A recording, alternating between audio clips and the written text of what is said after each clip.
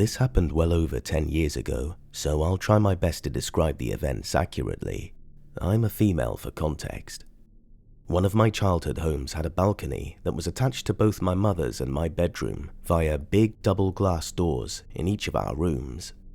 Next to the balcony are 2 trees. One I often used to climb up and down from the balcony. The balcony faced out to the street. One night when I was about 13 and my brother and mother weren't home, I was reading in bed with a very dim reading light. I heard what sounded like someone moving in one of the trees outside, but this didn't worry me as possums and bats are common in our area. Now I had thin curtains on the glass doors that separated my room and the balcony. As mentioned previously, the doors faced out towards the street, where street lamplight was always visible through my curtains. Shortly after hearing the trees rustling noises, I see a shadow slowly move past the doors, at which point I immediately turn off my reading light and freeze like a deer in headlights. The shadow is tall, so it wasn't one of the neighbor's kids that I'm friends with, and it wasn't my all of 5-foot mother. The person moved slowly, creeping as though they were trying to not be noticed. They wouldn't likely be able to see me in my room, but I could see them thanks to the streetlights behind them, creating a dark silhouette. They moved past my door, out of sight. I sat there, unable to move or even think about what to do, other than be absolutely still. That is, until I heard another sound. The sound of someone trying to open a glass door, my mum's door to the balcony. I don't know if she had locked them or not, but I wasn't taking chances. I moved as quickly and as silently as I could to my bedroom door and locked it. I listened for what the person was doing now. They were still jiggling the glass door handle, but it sounded like the doors weren't opening. I felt relief. This person couldn't get in, surely. All I had to do was wait for them to realize that, and then they would leave, right? Well, I heard light footsteps move back along the balcony to my set of glass doors, until I saw his shadow stop directly in front of them. Again, I froze. He couldn't see me. He couldn't know I can see him. I saw a shadow of a hand reach up to my door handle, and my heart stopped. Had I actually locked those doors myself today? I was out there earlier. What if I forgot? The seconds leading up to him grabbing the handle felt like an eternity, but thankfully, when this person tried to open the door, it did not open. It was locked. I sighed a sigh of relief, and I was worried he had heard it. After this, he began pacing the length of the balcony. I didn't have a mobile phone as my mum thought me too young to have one yet, and the landline was at the other end of the house, but I was too scared to take my eyes off this person, even to call for help. I was silently crying, tears falling down my cheeks as I internally prayed they would just leave. Then I heard him stop moving. He then said, "I could just break the glass, you know." Before I could even process this, I saw car headlights turn around the corner of my street and then stop at our property gate. My mum was home. The person on the balcony moved out of sight, and I heard a loud thump as they jumped off of it. When my mum came inside, I was hysterical and was barely coherent in telling her what had happened. Eventually, I got the message across and she called the police. They never found or caught anyone, but a neighbor reported a truck in the street that matched the description of a truck that had been reported recently for attempted child abductions near my school a block away. I had heard through the grapevine that a girl younger than me had an experience with a car that sounded just like the same truck. From what she told, the guy tried to get her in the car, but she ran off, thank God. Since I walked that short distance daily, the police suspected that he had followed me or seen that I lived there and waited for me to be alone. So, creepy dude who scared the hell out of a 13-year-old girl, let's never meet.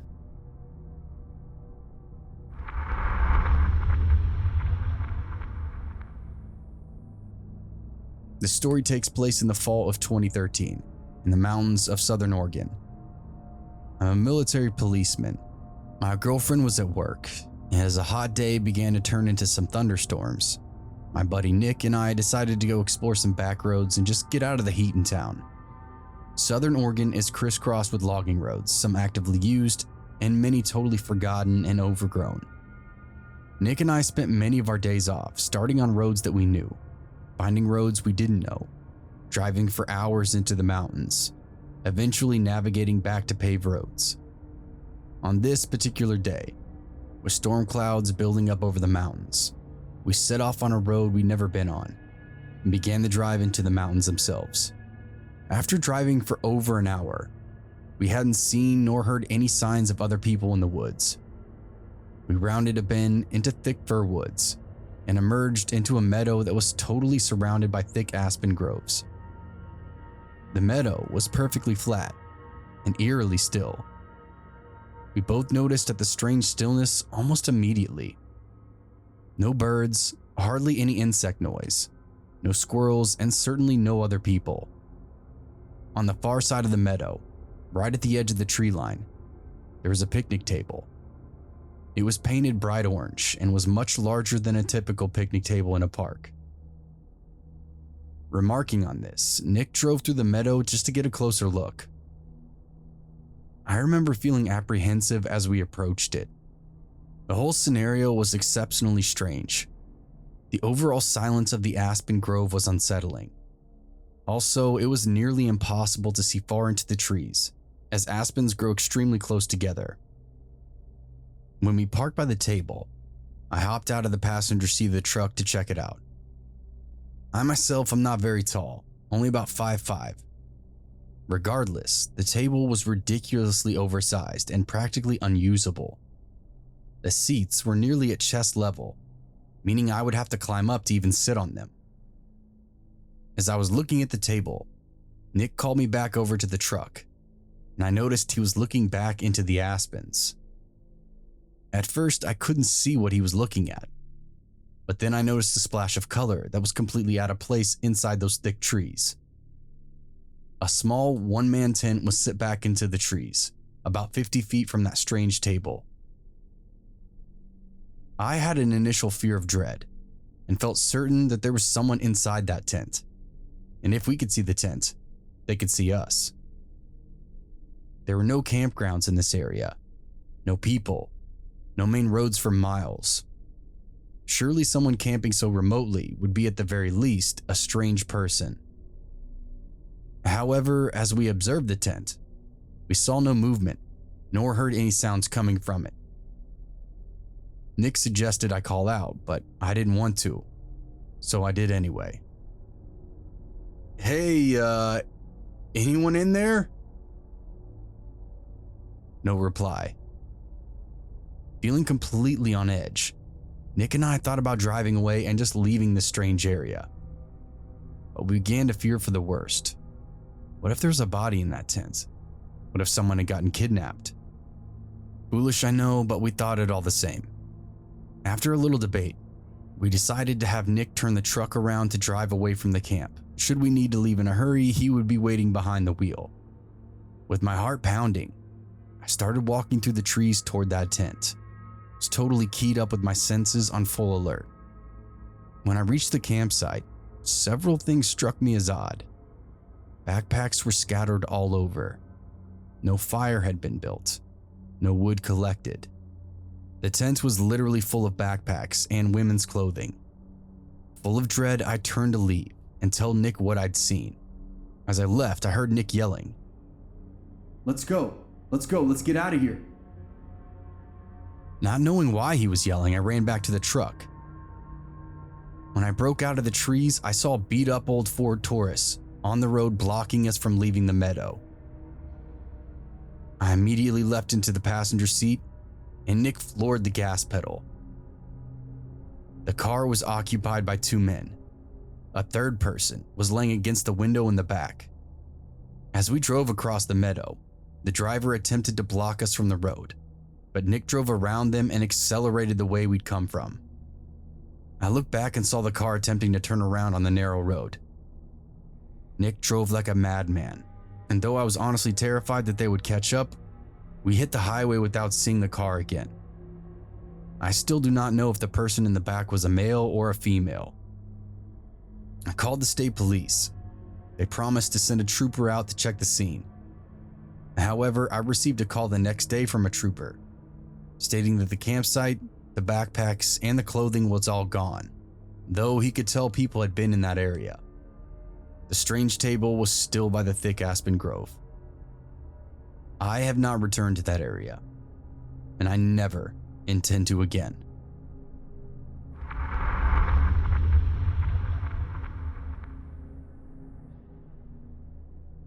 One night, like an idiot, I decided I needed to grab something from Walmart in the middle of the night. I don't remember what time, and at this point, I don't even remember what I even went to get. But I do remember that as I was getting out of my car, I saw a rusted car pull up in front of the building. The larger person in the driver's seat kind of shoved some skinny, disheveled-looking late teen to early 20-year-old out of the car and was kind of aggressively ordering him to do something and drove off. I also saw the teenager look at me as I closed my door and scurried into the store. I had kind of a do not involve me mentality. I didn't know what they were doing, I just didn't want to be involved. This only lasted a few minutes. I had immediately gone into the woman's clothing section because I wanted to be further away from the entrance when he came in. But damn if that obvious drug addict didn't immediately run up to me. I can be naive, but I'm not completely sheltered. As soon as he opened his mouth, I knew he was going to ask me for money, and money is a pet peeve of mine. I work hard. I made very little money, and I had to work hard for it. I was lifting boxes of product, assembling furniture, having to take a bus with crazy people. Before I had a car, if I missed the bus, I would have to walk miles to get home.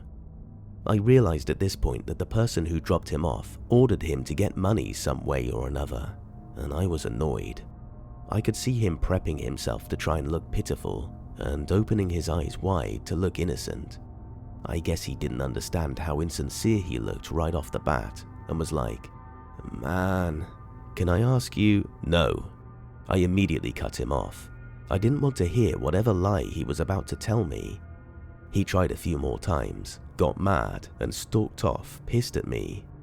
He found the lady working in the changing rooms, and I could hear him talking to her in the same insincere tone, complaining about me to gain some sympathy. "Ma'am, you won't believe how rude this bit." She cut him off, and I heard her call out on her radio very loudly, "Security, come get this crackhead out of here." I heard him pleading with her, and her yelling at him for a minute, and security came to escort him out. It was very funny at that moment, and I thought it was over. I went about my business and checked out, and I was about to step out when I suddenly had a thought. That guy is mad at me, knows where I parked, and his ride drove off leaving him here, so that guy is still out there. There were only 4 cars in the parking lot, mine, with 2 cars next to it, and one a row after mine. I thought I was overreacting, but I felt like it was a bad idea to go out there alone. I stood there a few minutes contemplating getting security to walk me out when I hear someone getting checked out and looked to see that it was a very well put together tall man who seemed nice, so I waited and asked him to walk me to my car. He was from the car row after mine. He didn't mind at all, so I walked with him to my car, locked the door, and he walked to his. I really thought I had overreacted. I thought I was being paranoid, until I pulled out and drove past those 2 cars next to me to leave, and saw that young guy uncrouch from between the 2 cars next to mine and walk off. I stopped going out alone at night after that, and I started keeping my pepper spray in my hands in parking lots if I did. To young drug addict who wanted to ambush me in the parking lot, let's not meet. I hope you got help or arrested. Either one.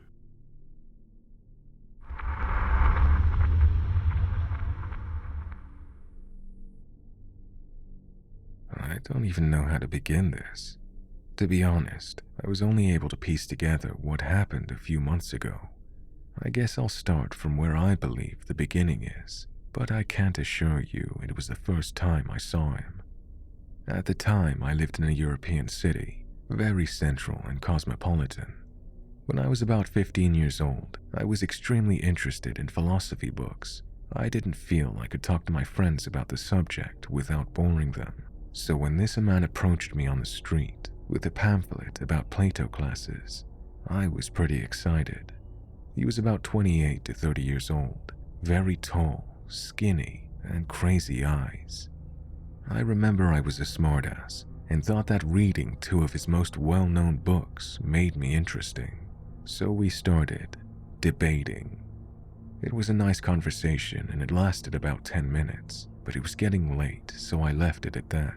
He told me his name, but I honestly cannot remember it. A couple of days after, I found him on the same street at a totally different time. It was always very crowded, so I wasn't especially spooked about it. I was getting out of the subway after classes. Mind you, I took this route every day until I graduated high school. I didn't live on that street, but that's where I got out of the subway and then waited for the bus that would get me home. This time he didn't have any pamphlets. He had a lollipop in his hand. And I know it sounds cliche, but it was so eerie to see a 6-foot guy just sucking his lollipop and staring straight at me. He said hi. I said hi back. He tried to get the conversation going, but I could feel this weird energy in the air, so I just decided to cut the conversation short. I'd see him once or twice a week, and I just assumed he lived there and happened to be going for a walk at the same time I was getting home. I honestly believe this weird guy, twice my age, just happened to find his way to me so many times. That is until I saw him in my neighborhood. I was having a coffee with a friend, and she was telling me that she met this cool guy while playing volleyball on the beach, when the guy, I shit you not, just appeared out of nowhere. He approached my friend and they talked for a bit. Yes, he was the guy she was talking about. He seemed mildly surprised that we were friends, but didn't give it much thought. So I didn't either. When he left, I started feeling uneasy, but my friend thought he was cool, so I didn't voice my concerns. There's this thing about teenage girls that makes them think they're very mature for their age, so we just assumed he'd befriended us separately and then found out we were friends. At the time, none of us had social media, so I can't understand how he managed to insert himself into my friend group. Eventually, my friend left to study abroad, and the subject died. I would see the guy now and then, on the same street of my commute, but we would only speak for a few minutes, and that's it. This went on for about 6 months. Sometimes he would pretend he didn't know who I was, but would still approach me, saying that I looked familiar. Sometimes he would greet me very warmly. Looking back, I guess he was dealing with some kind of mental health problems. Slowly, he was getting bolder. One time he asked for my number and tried to hug me. I could feel that something was very wrong, but at the same time, I thought I was being the weird one, and he was just a nice guy. Still, I gave him a fake number. This other time, we went to a church on a school trip, and he was waiting outside, talking to my peers. He played it cool, saying that he'd seen my face somewhere, but was not sure, as if I hadn't been seeing him almost every week for a year now. I was very stupid. I never thought about talking to my parents about this. After all, the guy was not violent. He was not mean. In my head, he was just a lonely man who happened to have a strangely similar routine. I started to get scared though. I'd look behind my back when I was alone at night. I'd avoid dark streets. I was kind of paranoid, but still, I ignored my gut feeling and shoved it in the back of my mind. After all, as long as I gave him a few minutes of my day when he called out for me, everything would be fine. When I turned 17, I stopped seeing him. I think this went on for about a year. It was a relief, honestly. I could sense that what happened was bizarre, but I'd explain it to my friends like it was funny, like it was a joke. Eventually, I started attending college, so my everyday route changed. I stayed in the same city though. One day, I had to go through the same street again. I can't remember why. I just know that I was walking, minding my own business. It was maybe 9 p.m., and then I turned around the corner, and there he was. He saw me, smiled, and said he was lost. He asked for directions, and I swear to God, I felt primal fear at that moment. I felt I was dealing with a truly insane person because we'd crossed each other's paths for 2 years straight in this exact same spot, and he was acting as if he didn't know me or the intersection. Something about that messed with my mind for a while. I just kept walking. I didn't look at him, didn't utter a single word, and then he lost his shit. For the first time, I saw what he really was. He tried to grab my arm and screamed that I was the biggest bitch ever. He said that he hoped my mom died of cancer. He said he would kill me. I know I wasn't alone, as there were still quite a lot of people outside, but no one said anything. He kept screaming his lungs out, and I just started running. I ran and cried. That was the last time I ever saw him, 2 years ago. He has long since stopped talking to my friend. No one knows who he is. I can't remember a name to go to the police and file a report. It's like my mind has tried to erase him. He was a stellar stalker, though, because I only understood that's what he was years after the fact. I'm just grateful I'm safe.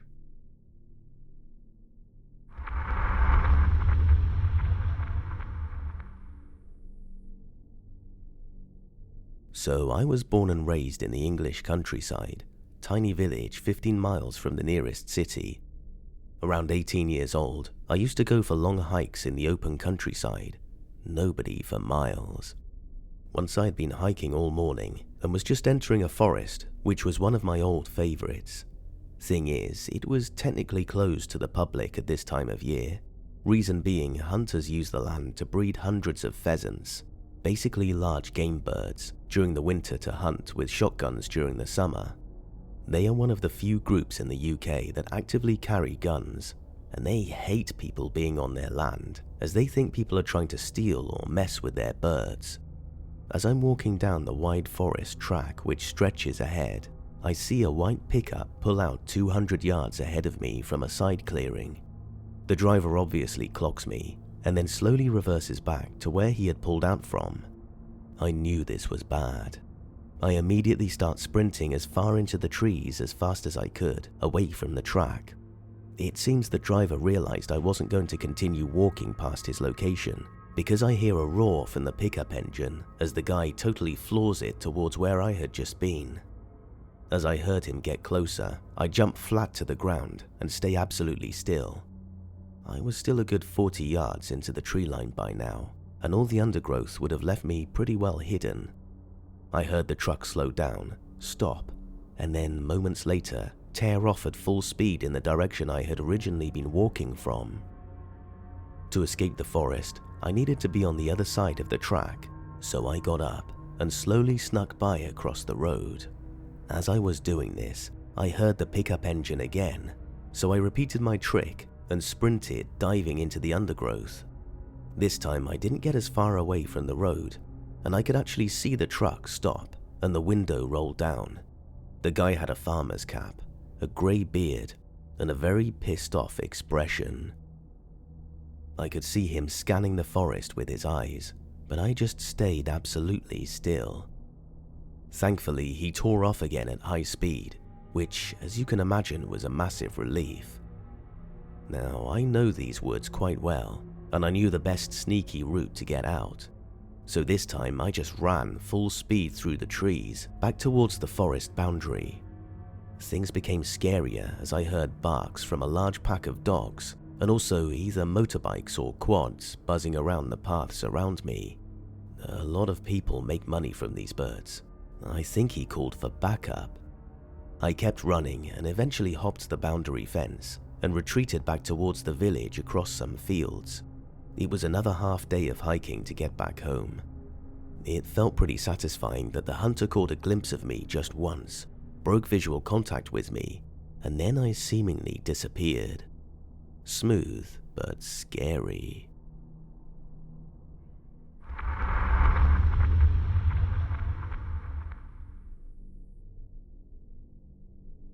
My wife and I used to work at a relatively small office together when we were fresh out of college.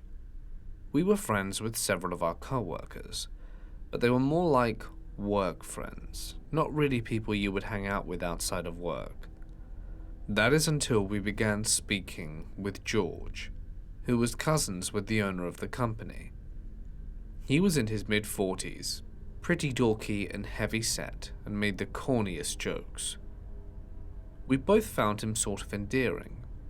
One day he tells us he used to be an extra in several movies back in the 90s, and that one of those movies was streaming on Netflix.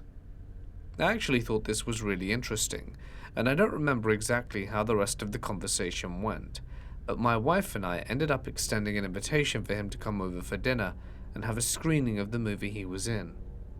Several weeks later, I think it was a Friday, he arrives around dinner time with a few pints of ice cream. We were excited to have him over, as my wife and I like to entertain guests, but don't have many opportunities to do so. Within only a few minutes of arriving, he asks where the bathroom is. We lived in a small apartment at the time, so I was able to just point to the bathroom door from where I was sitting, and told him to feel free to use it whenever he needed to do so. He said, "No, that's okay, I can hold it in." I remember feeling bad because the last thing I wanted was for a guest of ours to feel uncomfortable, especially so early into the evening. I shrugged it off and we had dinner, put the dishes in the sink and poured a few more glasses of wine. As we were queuing up the movie, George asked if either of us had to use the bathroom. That's weird, I was thinking. Why would he ask if we needed to use it? I thought maybe he felt weird if he was the only one who had to go, but in my mind it didn't make sense. We said no, and carried on with the movie. Turns out the film was very low budget, and I think we ended up just fast forwarding to the part he was in, putting something else on, and continuing to pour the wine. After a while longer, he finally gets up and goes into the bathroom. While he's in there, my wife and I begin cleaning up, doing the dishes, and start doing the wind down for the night. Several minutes passed with George still in the bathroom, so I whispered to my wife, "I wonder what's taking him so long. Surely he's not doing anything more than a quick piss, right?" After about 5 minutes, George eventually comes out of the bathroom and sits down on the couch as we continue to clean up. At this point in the night, both my wife and I actually do need to use the bathroom, probably from all the wine we've been drinking. On a side note, my wife is a very attractive woman, about 5'10", slender blonde, who looks like she stepped out of a Victoria's Secret magazine, and she tends to get a lot of attention from guys whenever we go out, and always has her guard up, especially when she's around strangers. As a result, she's developed a pretty keen sense when something doesn't seem right, or when someone turns on their creep factor. My wife heads into the bathroom, does her thing, and comes back to the kitchen. We walk past each other as I head to the bathroom. As I'm going in, I hear my wife tell George that he left his watch in the bathroom. George goes, "Oh, I must have forgotten it when I took it off to wash my hands." I look in the bathroom and see the watch still sitting on the top of the toilet tank. I hand it to George, and this was strange in itself for 2 reasons. Who takes their watch off when they're washing their hands? And 2, our bathroom had plenty of counter space. Why would he need to put it on top of the toilet tank? I tried not to think anything of it, probably because I was so tipsy from the wine. 5 minutes later, George says he's going to call it a night, so we say goodnight and he heads home. As my wife and I are getting ready for bed, we discuss how nice it was to have George over, and that we need to have guests over more often. She then turns to me and says, "I feel bad saying this, but I had a really creepy thought about George." I asked her what it was. "Well, when I walked into the bathroom and saw his watch, I had this creepy feeling about it. I noticed the face of the watch facing forwards, so my gut told me to flip the watch facing up towards the ceiling before using the toilet. We both laughed at the idea as it seemed so outrageous, but as we began to think about how the night played out, or the weird questions about if we needed to use the bathroom, and the placement of the watch, we started to really think maybe it wasn't such a crazy idea after all. We sat there for a good 5 to 10 minutes trying to come up with logical explanations for everything that happened. Suddenly, a thought popped into my head, and I remembered my father several Christmases before gave me a spy watch as a present. I have no idea why he gave it to me. I never asked for it, I never really used it, but I was pretty sure I still had it somewhere deep in my closet. I immediately went digging for it, found it, opened the box, and almost fell over backwards when I saw it. It was the exact same watch that George had. At that point, we knew it wasn't just an unfortunate coincidence, nor our imaginations running wild. We could not believe it, and were so creeped out, feeling like we'd been violated in our own home. We talked about how he wanted to address this unsettling situation, but ultimately decided to keep it to ourselves and ignore him going forward, as we would not risk losing our jobs for accusations with no evidence. After all, his cousin was the owner of the company. About a week goes by and I see George at work only once. He stepped by my cube to thank me again for having him over for dinner. Trying not to punch him square in the mouth, I avoided eye contact and said, "Sure," in a tone that said, "I know what you tried to do to my wife, you perverted son of a gun." About exactly a week after the incident, my wife and I were out to dinner with my parents, and we told them what happened. My mum asked if we had Googled his name to see if maybe he had any arrest records. I had no idea why this didn't come into our minds sooner, but right then and there we Googled his name. Wouldn't you know, one of the first links that pops up was an arrest records page. I clicked into it and saw his mugshot. Only it wasn't the dorky-looking guy we were used to seeing around the office. In the photo, he had greasy, disheveled hair, and the look on his face that he was wearing could kill. There was only one felony on his record, Peeping Tom. This made the experience all the more surreal and frightening. The fact that we had a felon in our apartment with a history of creeping on women made us question our judgment in people, and ultimately created a level of distrust of anyone outside our immediate family and best friends. In the end, we continued to ignore George at the office until a few months later, when my wife and I were both able to find new companies to work for. Eventually, we did report him to the police and called the elementary school across the office, just to make them aware of his record. In the end, I'm just thankful that my wife trusted her gut instinct enough to flip the watch facing upwards. There really are some perverted people out there, so please always listen to your gut whenever something doesn't feel right. And George, if you're out there, listening to this, hope we never meet again.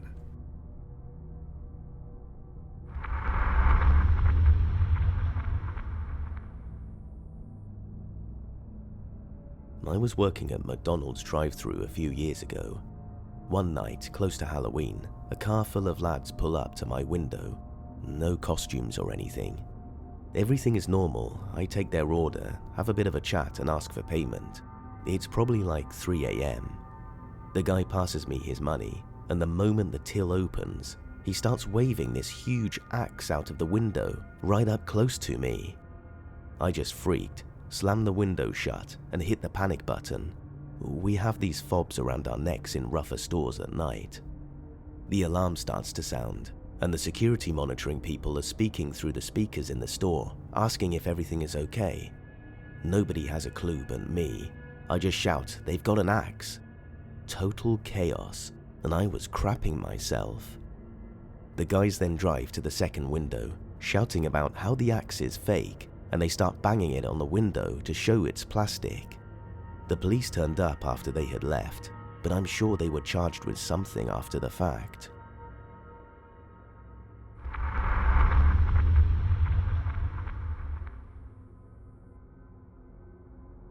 This occurred to me and my then-girlfriend in the summer of 2004. I need to provide a bit of context first though. So, the context will be the first little bit. My hometown was decimated by flooding from Hurricane Floyd in 1999. Part of the response and recovery efforts involved FEMA setting up RVs as temporary housing for those whose homes were either destroyed or heavily damaged. These RVs were set up in a previously vacant field outside of town. The park was dismantled by 2001 or so. They put up fencing around the perimeter and trenched over the other streets into the area to keep people out. But they forgot one entrance, or left it purposely open for emergency vehicles to have access. Some friends of mine had found this entrance, and we frequently used the area as our playground. We would go back there to set off fireworks, turn the streets into a race course, and to have sex with our girlfriends. To set the stage of how this place looks, there were 3 streets running east-west orientation, a street that went around the other streets in an oval fashion. The grass was very overgrown and about 4 feet high. The south and north side of the area was wooded. The east side had large dirt berms that were about 20 feet high and had been placed there when the site was graded in 1999. They normally provided a climbing challenge for our SUVs. This particular day, my girlfriend and I were parked on one of the east-west streets along the tall grass to remain hidden. We got undressed to have sex in the back seat of the car. As we began, I noticed movement in the corner of my eye. I turned to look, and there is a man coming over the 20-foot-high dirt berm. He's wearing denim overalls, and in his left hand is a full-size axe. A wave of fear washed over me, and I yelled out, "Oh my God." My girlfriend pops up to look out the back windshield and let out a scream and "What are we going to do?" I frantically start looking for the car keys. There is a pile of clothes on the floorboard and I can't find them. I look out the back and he's getting closer. I can see his face now and it's emotionless with a blank stare. I start grabbing clothes and shaking them to hopefully find the keys. They pop loose and fall to the floor. I grab them and immediately jump into the driver's seat, still completely naked. I start the car, and from the back seat my still naked girlfriend screams "Go." I look in the rearview mirror as I'm putting the car into drive, and he's now within about 50 to 60 feet of the car. Same blank look, but staring at the car with the axe still in hand. I didn't even fasten my seatbelt, and I'm still fully nude as I floored the gas, kicking up rocks everywhere as the tires spun, as I sped away from this man holding the axe. We got out of the abandoned FEMA park as quickly as I could drive the car without crashing. My girlfriend was hysterical the whole time until we got back to the main road and was safe. We stopped about a mile up the road, on the side, to put our clothes back on and de-stress. I don't know where this man came from, as there are no houses within a mile or so of the old FEMA site. He seemingly came out of nowhere. I also did not see any cars at the site, as I had done a lap around the park before we chose our spot to park. I'm not sure what his intentions were, as he never said anything to us, and I know he saw us panicking in the car. Whatever his intentions were, I know they weren't good. The look on his face and the axe in his hand made that abundantly clear. I went back with a few friends a couple of days later and found no place this guy could have been lurking, and there were no signs anyone had been camping there. To this day, it's one of the scariest events I've ever been through. Whoever the Axeman was and whatever he was planning, let's not meet.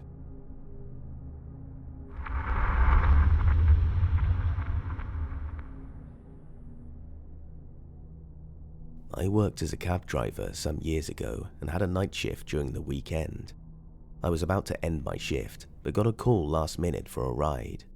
Thinking I didn't mind extra money, I accepted and picked him up. When I arrived, first of all I called back to let him know I was ready and waiting outside, but there was no answer. I called 3 times.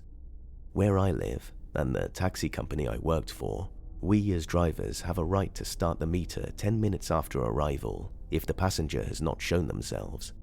So after 10 minutes, I start the meter since the waiting was costing me both money and sleep. After about 30 minutes, the passenger finally arrives and gets in the cab. Everything seemed to be alright for a few minutes, until he checked the meter, at which point he started throwing a gigantic tantrum, saying he was not going to pay and he was going to report me to the police for fraud. I calmly explained the laws and rights of both drivers and passengers to him, telling him I was even willing to stop the meter early just to be decent. He still refused and got even more pissed. He was sitting in the back seat directly behind me, and out of nowhere, I feel the edge of a knife resting on my throat. He told me he would slit my throat if I didn't revert the meter to minimum fare. Note, I was still driving at this point.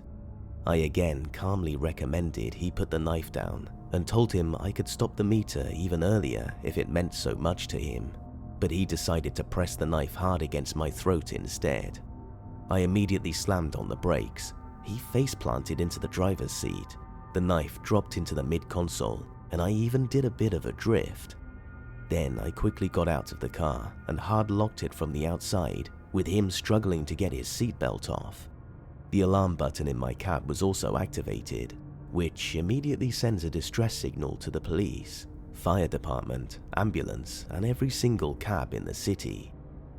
2 police cars arrive, along with 3 cabs, 1 ambulance, and 1 fire truck.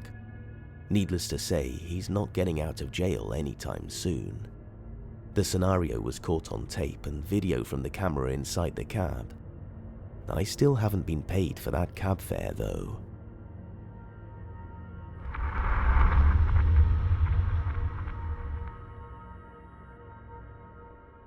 I met a potential serial killer in his home for work by Throwaway Creep 0911. 2 years ago, I was working for a company as a person who measures houses. Most people haven't heard of it. It's where you essentially have an iPad and you go to people's homes and draw up floor plans and measure rooms for carpet and hardwood flooring projects. Anyone can request one. I was 25 at the time, one of the few females that worked this position. I was actually really good at the job, so they gave me a lot of work and I usually hit between 10 and 14 houses a day, driving all over multiple towns. This house was my last house of the day, in the middle of nowhere, and I was exhausted. When I got there, I was incredibly annoyed because the customer wasn't home and was late for his appointment. 10 minutes later, he pulls up next to my car. He was a middle-aged man, balding, wearing normal office job attire with a tie and everything. He seemed a bit awkward, but was apologetic and let me into his home. Upon entering, the house was unbelievably spotless and organised, minimal furniture, and smelled like cleaning supplies. It didn't strike me as odd at first. He had 2 cats lounging in the living room. He first started acting weird as I was directed to the first bedroom. He mentioned, "Wow, my cats love you. They don't take to strangers like this usually." But his cats literally didn't move or come near me the whole time. I just nodded and smiled while I got to work scaling out the master bedroom on my iPad. He started inquiring about the electronics I was using. "Do they keep track of where you are on that thing?" Immediate red flag. "Yes, and my boss knows how long each job should take based on the scope of work. It's incredible technology." I lied without missing a beat. He agreed it was amazing. "Be careful. Don't touch the gun on the nightstand, it might go off." He chuckled. Talk about immediate spine chill. I looked up from my iPad, and sure enough, there was a handgun on the nightstand. I knew instantly that I needed to behave like nothing that was happening was triggering alarms for me. He directed me to the second bedroom, and he said the exact same thing, warning me of a gun on the nightstand that was indeed there. This was the moment I knew I was in danger. At first I thought it was just my anxiety around guns, but at this point the tension building between us was undeniable. There were only 2 bedrooms on the scope of work. I hastily met up with him in the kitchen and began running down the next steps. but he interrupted me.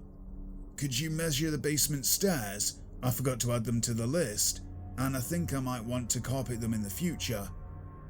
My heart dropped, but my stupid customer service conditioned brain could not figure out how to get away with saying no. He led me to the basement door, and guys, there is no way he was planning on doing anything with these stairs. They were plank wooden stairs, L-shaped, going down leading to an unfinished basement. Unfortunately, in order to get an accurate measurement, I had to walk all the way down them to the basement. Meanwhile, he stood blocking the doorway with a smile on his face, mentioning again about whether or not my boss knew where I was, to which I shortly replied yes. Once I got to the basement, I scanned the room quickly. There was not one, but 7 deep freezers lining the walls.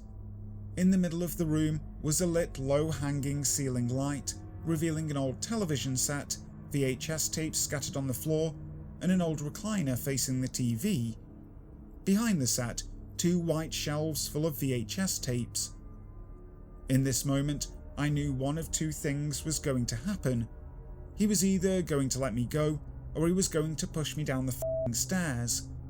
I held my breath, put a smile on my face in an attempt to act my way out of this situation, and began to climb the stairs. All I could hear was my heartbeat in my ears. He was still blocking the door, no smile this time.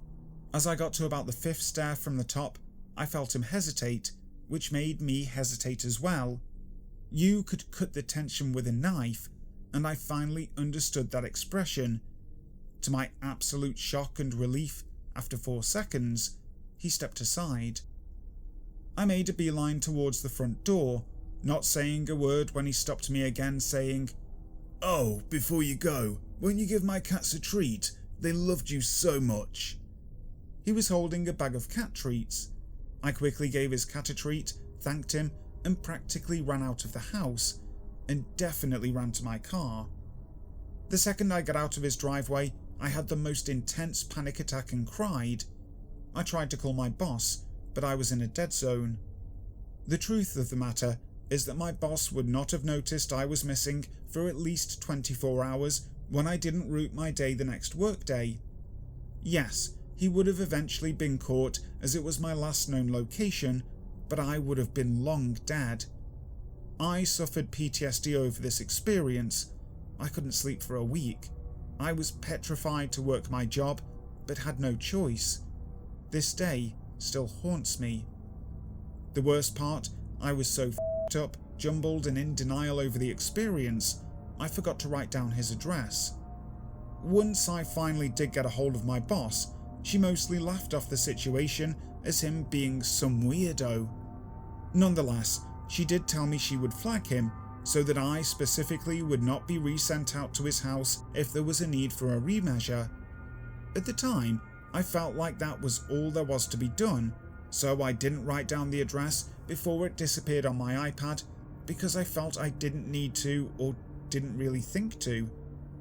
A couple of months later, I did try to find the information because I started feeling like maybe I should inform the police, but no matter who I called, since I was not sure of the exact day, I could not get the info. Additionally, I was working 40 hours a week, hitting 10 to 14 houses a day. No way could I look into my Waze history to find the address after a couple of months. For what it's worth, once I was out of the dead zone, I also called my boyfriend and immediately went to his house for comfort. He witnessed the immediate aftermath.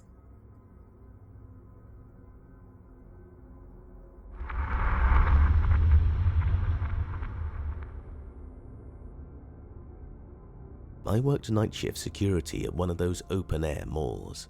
Not quite a strip mall, but a mall that can be locked up to prevent access at night, if that makes sense. The mall was next to 2 homeless shelters that had lots of criminal activity. It was also near some nightclubs and concert venues. Lots of potential mischief to wander on property. I was dispatcher by this point and no longer patrolling on foot. I'm doing whatever it is I do. It's around 3 AM when I hear this loud noise coming from down the hallway that leads to our office. I peek at my cameras, and I see a man using all his force and body to attempt to open the maglock door, my only protection while the guards are out patrolling, as we are unarmed and I don't have a pair of handcuffs with me in case I needed to wrestle the guy off me. Anyway, I radio my supervisor to tell him about this guy attempting a feat of strength on my poor door. Then the door was ripped open. I wasn't sure what to do, so I called out to my boss and said that the guy was in the hallway and heading towards me. My boss called a 1033 for me, which means to drop whatever you're doing and help quick. While I'm waiting for my entire shift to get to me, I'm watching this guy on my cameras as he leisurely makes his way up the long hall and to my office.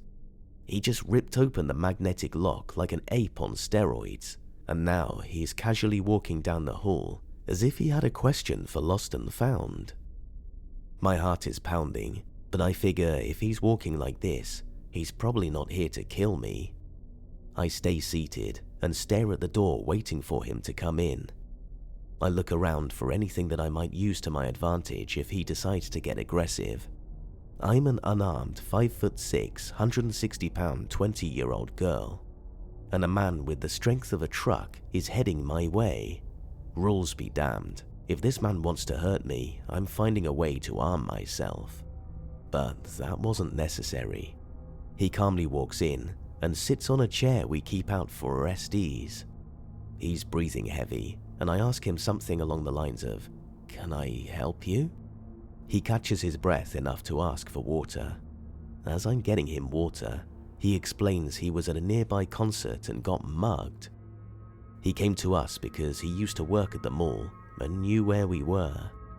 I don't remember if his phone got stolen or if he dropped it on the way to us, but we ended up having to call the police on his behalf. My boss and other co-workers eventually showed up. I felt bad that I hadn't radioed to update them that I was fine, but I was also just scared half to death. This all happened over the course of probably 5 minutes, but it felt much longer in a way where time became not applicable. Last I checked, the doorframe is still damaged from Adrenaline Boy going ham on it.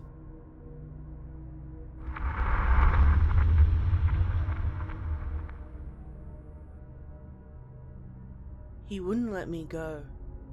Hey, okay, I'm not sure how to begin. This isn't one of those, "Oh, he looked at me funny in the grocery store, let's not meet" kind of stories.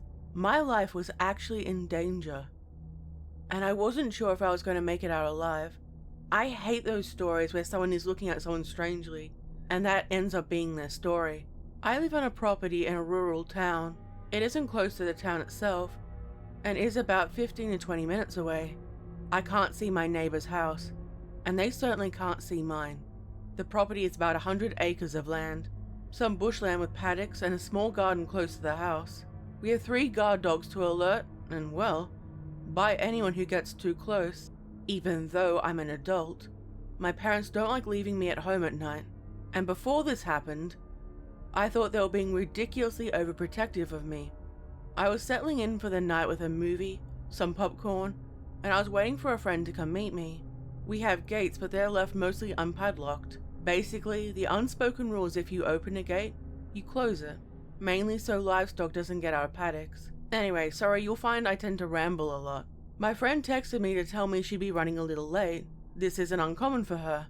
She's terrible at time management. I settled down in front of the TV, then I heard the dogs barking.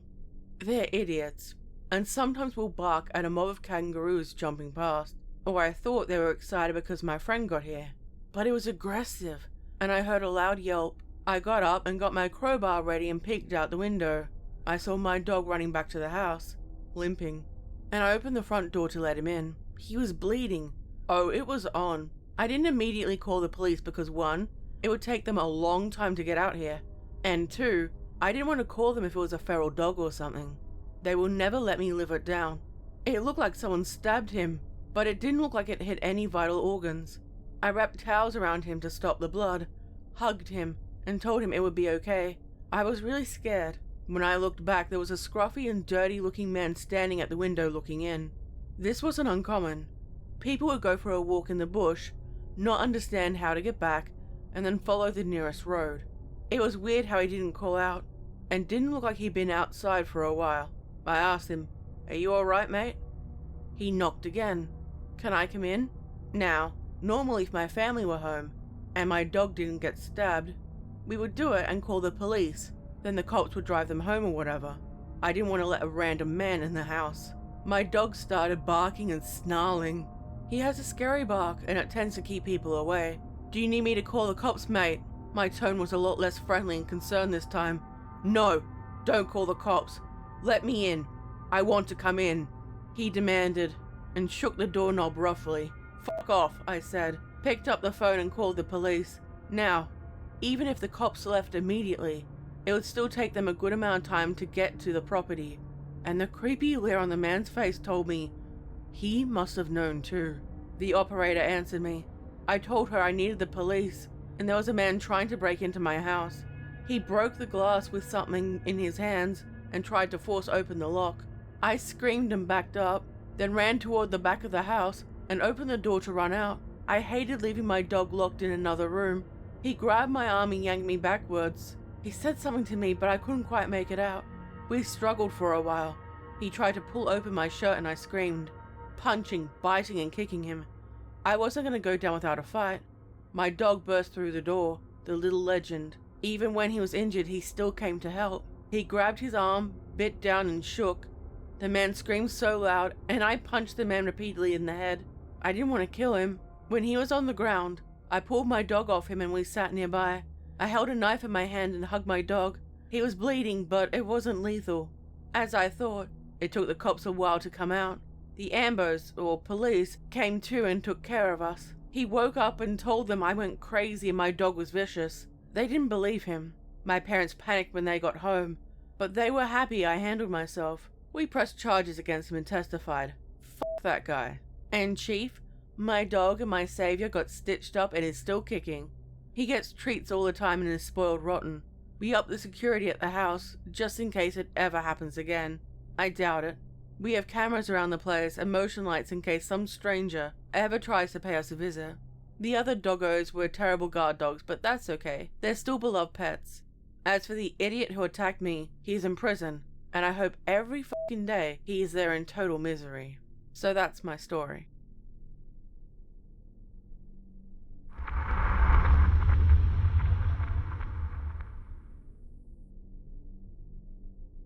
So, just for context, my bedroom window is at the back of my house, and I can see my next door neighbor's back door. He's a drug dealer, and all the windows in the back of his house, and from his living room window, he can see my bedroom window. He's watched me grow up since we've lived next to him my whole life.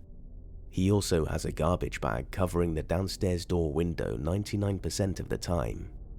This all started at the beginning of the month, May, as far as I know, when I noticed he left his downstairs light on, and there was a sign that said, "Can I see you?" with a big smiley face.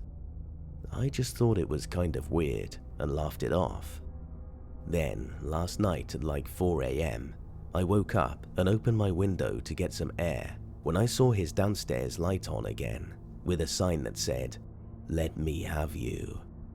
Now this really freaked me out because I'll be 18 in 4 months, so I'm still a minor, and this guy is in his 50s or something. I took a picture and showed my mum, who thought it was disgusting and creepy, and I just thought that was that. Now tonight, I once again opened my window because the room is small, so it gets really hot, and he once again swapped out the sign to say, "I'll be good." And I checked through all the other windows that we can see his house in, and he has it so I can see it from my room. To say the least, I had a full-on anxiety attack and got my mum. She doesn't know what to do since he's a drug dealer, and he obviously knows people who can make our lives hell if we call the cops. I'm stuck in a really weird place right now, and I don't know what to do. So, to my creepy neighbor, please stop putting these signs in your door, and let's not meet.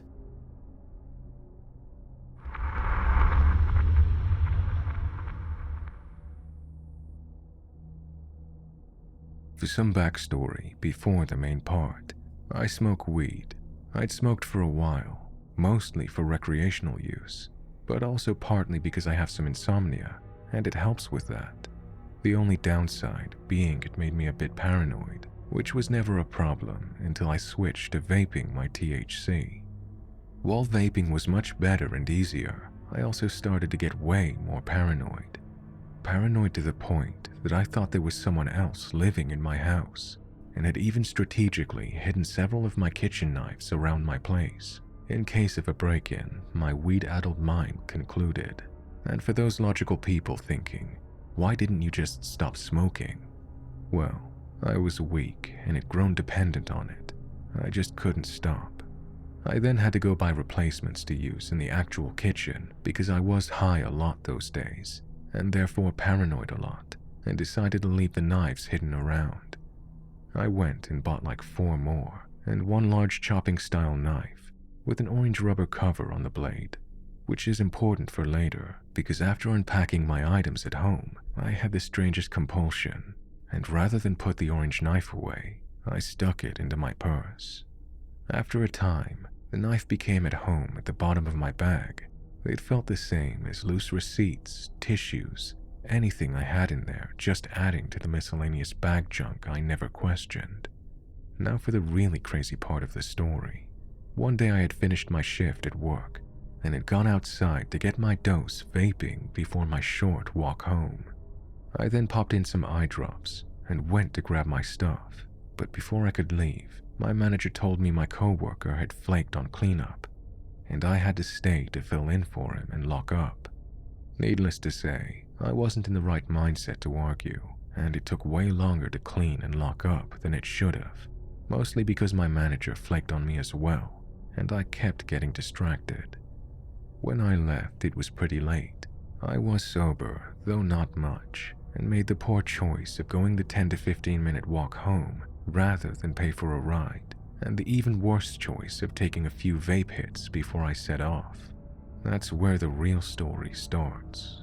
The streets were a lot quieter the further I got from work, and the paranoia started to set in.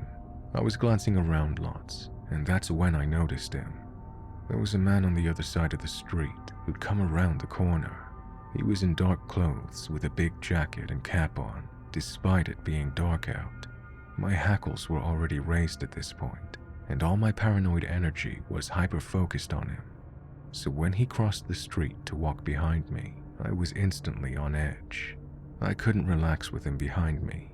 I had a terrible feeling, so I crossed over to walk on the other side of the street. Now, you can only imagine my horror when rather than stay on his side, he crossed over with me. My brain immediately pulled a red card on that move. Alarm bells were going off, but I wasn't sure I wasn't imagining things in my semi-high state. So what did I do?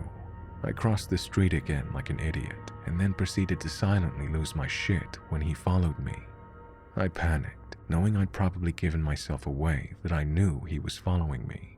There was no one close to help me. I was alone on a dark street, with this creeper who wanted God knows what from me, and I was unarmed. Except you're not, the thought popped into my head. I remembered I'd had that big orange-covered knife in my bag. My bag was wrapped over my shoulder in front of me, so he couldn't really see me open it and shakily rummage around for the knife. I cannot describe the small rush of relief I felt when I had it in my hand, even more so when I took the cover off, and it glinted back at me. When I looked back, the man was a lot closer and walking quickly towards me. I froze and stopped walking. He looked spindly as hell, and I thought I couldn't outrun him. So instead, I turned around to face him in what was both the stupidest and bravest moment of my life. He seemed surprised by that, but only when he saw the knife in my hand did he stop approaching me. We both just stood there, staring at each other. I couldn't really see his face from the shadow the cap cast on it, so I had no idea what he was thinking. I was a barely composed mess, but I felt the strangest confidence radiating from the big-ass knife in my hand, while his hands were empty. It was the same confidence mixed with my high brain and a nagging feeling that made me step forward. I was stiff and terrified, but my body started moving on its own, and I started to walk towards him, staring straight at him. He didn't move an inch, but as I got closer and closer, he finally shifted his weight and slid a foot back. That little movement must have triggered some long-dead predator bullshit instinct in my lizard brain, because suddenly my gut screamed at me to rush at him. And so that's what I did. I broke out into a run straight at him, and he nearly fell over his feet, turning around. I got so close to him, I could have touched the back of his coat, but instead swiped downwards with a knife that I didn't even remember raising. It slipped across the fabric, but snagged on the hem for just a second. It would have fallen out of my hand if not for my death grip. He must have felt it, because in the next second, he was bolting down the pavement like a man truly running for his life, and I, for whatever reason, ran right after him. He very easily outpaced me, but I didn't stop, and when he made the mistake of looking back with what I imagined was a horrified expression, he stumbled slightly. I think he might have rolled his ankle or something, because he was suddenly much slower with an odd run. There was so much adrenaline pouring through me, I didn't feel afraid anymore. I felt so alive, I even felt a sadistic sort of pleasure, watching him scrambling to get away from me. I think I might have laughed out loud. It all came to a stop when my sane brain finally asked me, "What will you do if you catch him?" Now that thought immediately shut me down, and I stopped running after him. I watched as he raced off and disappeared around a bend while I panted. I was bent over, hands on my knees, trying to catch my breath, trying to understand what just happened. Was I still so high I just imagined it? Did I just really run after a man with a knife? What would I have done if I'd caught up to him? The adrenaline rush quickly just turned into sheer panic and disbelief. I started shaking like a leaf and realized I was still holding the knife. I threw it into my bag, turned around, and started to run again. I ran until my lungs burned and my whole body ached, and then I just painfully jogged and walked until I finally made it home, locking my door behind me. I dragged myself to the kitchen, pulled water out of the fridge, and collapsed on the cold floor. I was shaking so much, most of the water ended up on my face, clothes, and all over the place. I may have also cried a bit. After sitting there for God knows how long, my mind running the scene over and over in my head, and all the terrible ways it could have gone wrong, I finally came to a conclusion that I was lucky as fuck to have made it home, and that I was going to stop vaping since I had no damn control over myself. Sure, my paranoia made me notice him sooner and had me prepared with a knife, but it made me an easy target. It could have gone so much worse. It was my bad decision-making when high that let me think it was a good idea to walk home so late. I eventually got off the floor and went to my room and flushed my vape juice down the toilet. I went back into the kitchen and took the knife out of my purse. It had jostled when I ran and tore up the inside of my bag a bit. I was both relieved and weirdly disappointed it didn't have any blood on it, but I shoved that feeling deep down. I considered throwing it away, but after it saved my life, that just felt cruel. So I put the orange cover on it and left it on the countertop before taking an hour-long shower, crying a ton more, and then crawling into bed. So yeah, essentially this is the crazy story about how I quit weed and terrified myself for months afterwards. But now, when I look back, no matter how terrifying it was for me, I can chuckle a bit and hope it was even worse for that creep. I hope the image of me running after him with a knife still scares him to this day. Oh, and I still have the orange kitchen knife in one of my bags.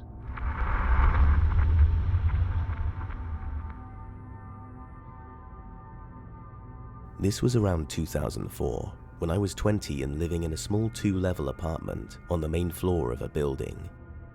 Out front there were 3 stairs, then a deck, then 3 more stairs to the front door, and another little narrow deck that ran the length of the front of my apartment, which besides the doors was all windows.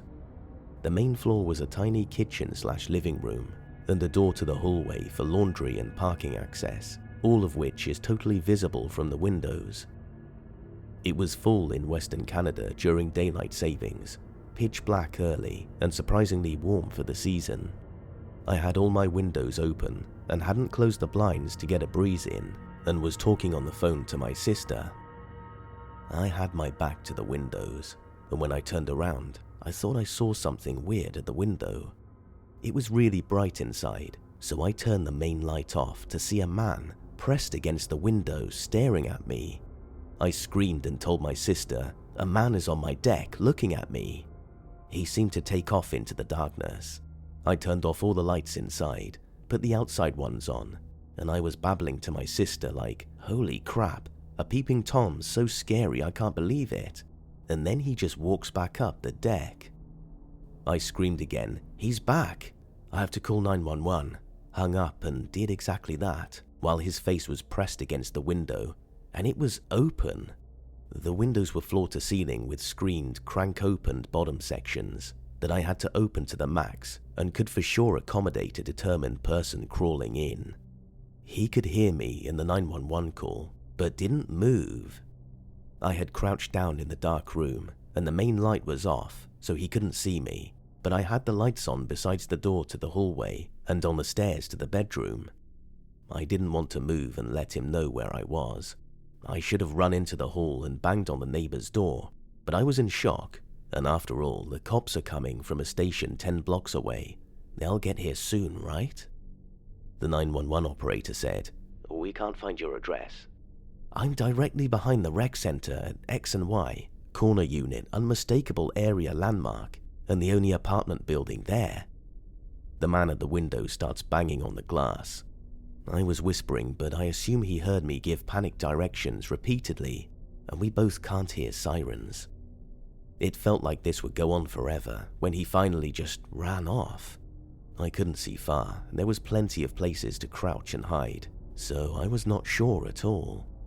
I peek out and see a police car, so I told the operator they're here, and then the car starts to drive away, and the operator told me to go outside and flag them down. I don't know why I actually did, because I was scared witless, but when I did, they rolled down their window.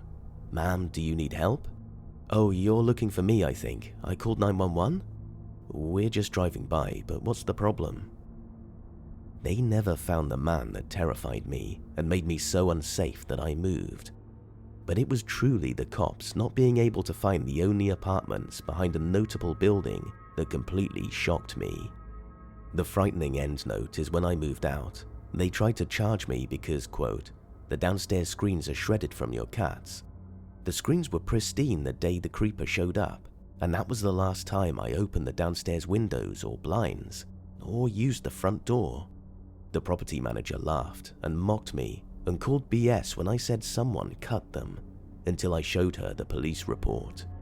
She lived there too, so suddenly not so funny.